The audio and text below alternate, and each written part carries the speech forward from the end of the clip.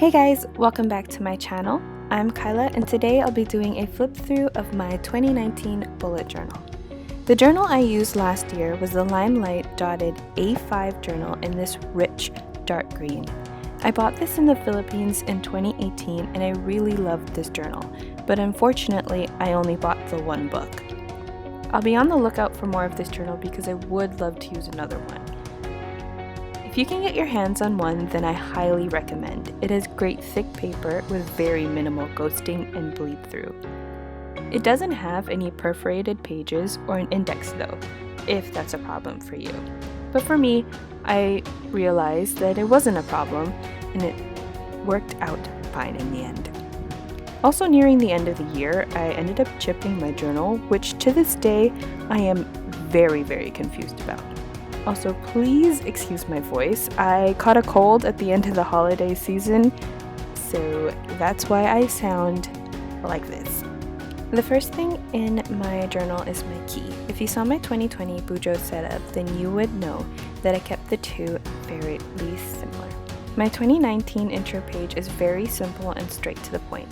I love the ribbon and the leaves, but I never tied any other spreads back into this theme, which was very unfortunate. The next few pages is my future log. For some of these months, I needed more space, which is why I opted for a vertical spread once again this year. We just passed the 2020 dates page. I didn't get much use of it, but I still found it very helpful. The wishlist spreads were very weird back to back, which is why I had to cross them off because at the beginning of last year, I would forget that I had two different kinds of wish lists because I couldn't see both at the same time. The rest of the pages before January are just some trackers and lists. I created a semester schedule since I'm a college student, followed by an assignment tracker.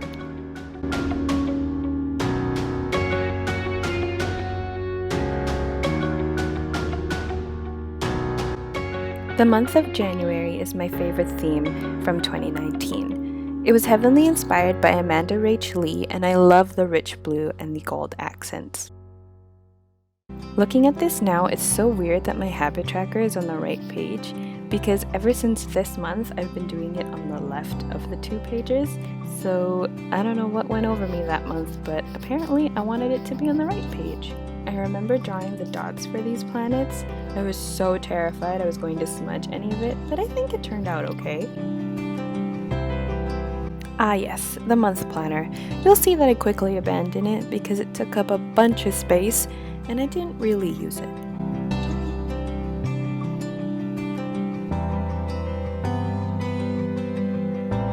I completely forgot I did a Dutch door spread this year.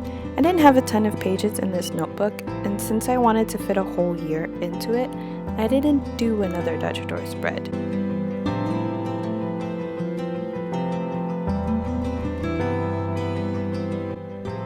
I really love this quote. It's very The Good Place-esque. March's theme was actually pretty fun. It was just a little hard coming up with different doodles and drawings that I could add and keep adding to. April was the first month that I changed my monthly calendar, and I'm very glad that I did change it since this now works best for me. This quote is so important to remember. I wrote it in this month since April is finals month, so I needed a stress-reducing quote. I love packing and travel spreads.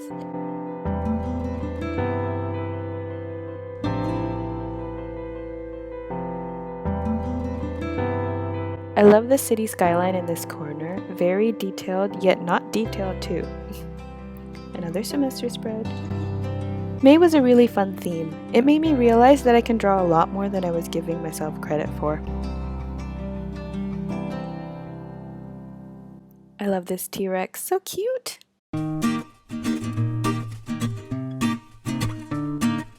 I really love drawing this kangaroo and staring at it. June. I really love the color scheme of this month since green is my favorite color, and I also love the theme because June has a National Music Day. I don't know if green and music go hand in hand, but it was done. This stress tracker was everything. I really love this quote as well. I absolutely love this sticker. I recreated it from a patch that Rhett and Link sell on their store, and it's so on point for the theme, but it's also just a great saying. I really loved this theme for July. I also had planned this out so far in advance that when Amanda Rach Lee did her June theme as bubble tea, I knew it was meant to be. I really like this weekly spread. This is one of my favorite pages. I created this collage type of spread and I really liked it, and I'm hoping the petals don't start shedding? Is that the right word?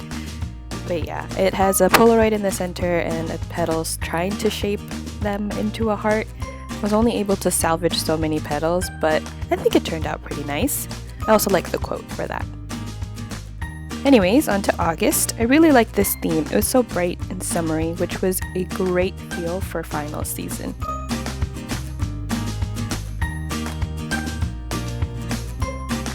I like this kind of weekly spread. I should try it again. This year, I had one of the days up at the top instead of all 7 vertically lined at the bottom. Here is me ambitiously planning for this year. It's just a simple spread of ideas to try and figure out what I really needed for my yearly spreads. And the theme idea spreads at the bottom is so useful so I can keep track of what I want to do and what I have done. September's theme was my second favorite from all of that I've done, since I love magic and I love Harry Potter so much. And I didn't want to make it super Harry Potter, but that snitch up there is pulling it just a tad over the line to completely Harry Potter. The wand on the calendar page is also actually my own wand that I got from the Quiz on Pottermore or the Wizarding World website. This stress tracker was super fun to do because it was a chocolate frog container. A little complicated to draw the different days and divide it up, but I think I did an okay job. I also created a digital spread of this actually, so if you're interested, check the description down below for the link to that. I really loved all of the themes and all of the spreads from this month because of the theme. October was really fun to do. I love these colors. It was giving off such a retro vibe. And I also had planned to do a retro/vibey theme for this month, so thanks Amanda for putting all my ideas together for me. You are amazing. November was all about terrariums and hanging plants and green. I also randomly threw in some floral washi tape because I was gifted some at the end of the month, so I thought, why not?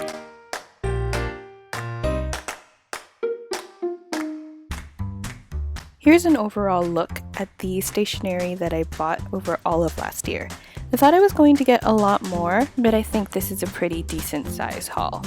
December was all things Polaroid. I really want to do this theme again because I didn't have enough pages to do the theme to its full potential. I'm really glad I went with red for the color of this month. This week is actually a rolling weekly. I really loved it and I'm hoping to do all of February's weekly spreads as a rolling weekly so I can have a thorough opinion. This is actually my last weekly spread of the year because I went on vacation for the last official week of 2019, so I didn't really need a weekly spread of it. This is my last 2 pages of the entire notebook. I like to do this at the end of the year to summarize some of my favorites. That concludes today's video, so I hope you enjoyed the video and thank you for watching. Don't forget to like and subscribe, and I will see you all next time. Bye everyone.